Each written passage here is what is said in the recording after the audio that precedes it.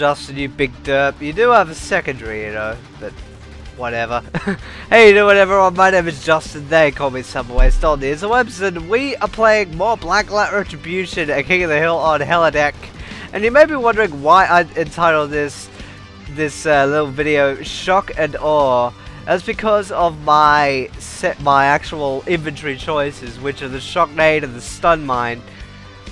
Because there is a rather disturbing and annoying trend of the fact that one of the enemy team in any of these game modes, especially King of the Hill or Domination, once one dude gets in a hard suit, or as I nickname him, the mech, it is all over. And the only way you can really deal with them is by shock nades, and to prevent the enemy personnel from advancing to a particular point or to the hard suit, you're going to need yourself a stun mine so you can keep the bloody thing still while you get your teammates to rally around them and just mow them down like Max Payne, shooting from the hip, go rah, and all that jazz.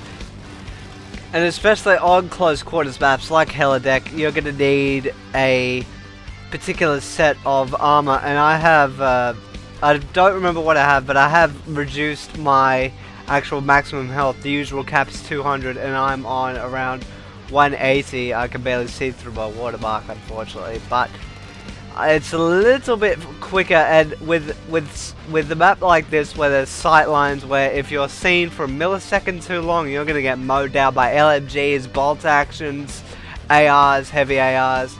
You are going to need every single bit of that speed to get around. And of course, when you do get tagged up and you get a good place to recover, you're gonna need the heal injector to obviously heal yourself. So you could be Mr. Dunkoff Medic and do all that and be credit to team. And also there was a dude on the team that I'm on right now that had the revival injector, and brother got a revive a couple of times in this match, and that's actually quite a benefit, especially on King of the Hill. And oh, Mr. Announcer from UT3, what did you think of that? Impressive. Why, thank you very much.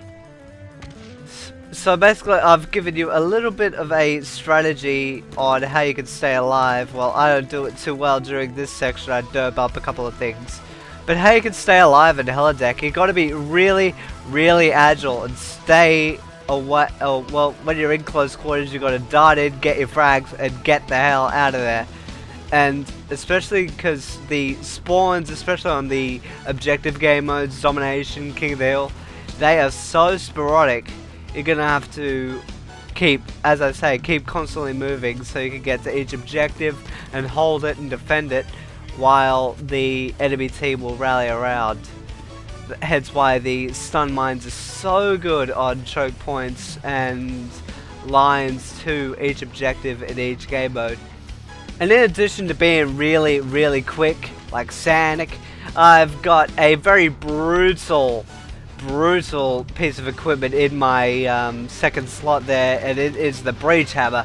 And what that does, it's a basic melee weapon. It's got less range than the machete, but it deals a ton more damage. A maximum of 250 as opposed to 200 with the machete. And it's very good because it can take out any class loadout and any armor loadout with one hit, as opposed to taking a two hit with some very heavy loadouts. Even though the stock cap is 200 and a machete will take them out in one hit.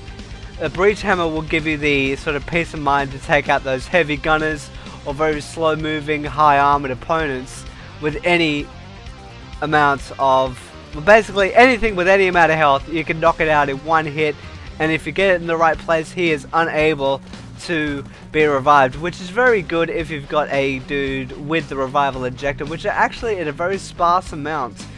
You'd think when you're in a team-based mode, you would have people left, right, and center trying to revive you, but no, it's more about the heal injectors and the ammo packs as opposed to the revival injectors.